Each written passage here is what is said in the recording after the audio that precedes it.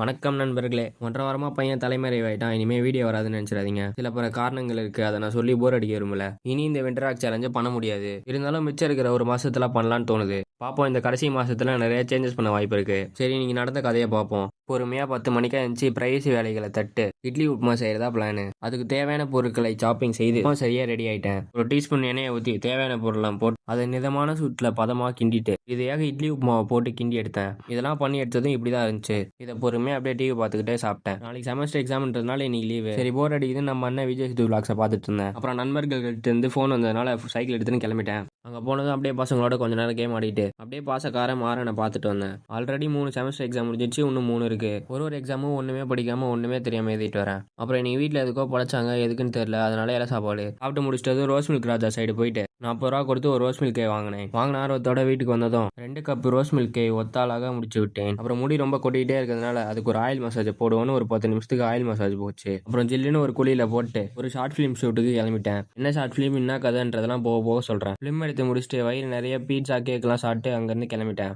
Oil massage பண்ணிட்டு சாயந்தரமே ஒரு 3 set pull-ups போட்டேன். அப்போ வீடியோ எடுக்கல, அதனால இப்போ எடுத்து போட்டுக்கிறேன். ஒரு வாரம் கேப் விட்டு போட்டாலும் நல்லா தான் போடுறேன். அப்புறம் குட்டி டம்ளர் காஃபியும் 2 வாழைப்பழத்தையும் சாப்பிட்டு நீங்க நானும் முடிச்சுக்கிறேன். மேலும் தகவல்களுக்கு இந்த சேனலை ஒரு ஃபாலோ பண்ணிக்கோங்க.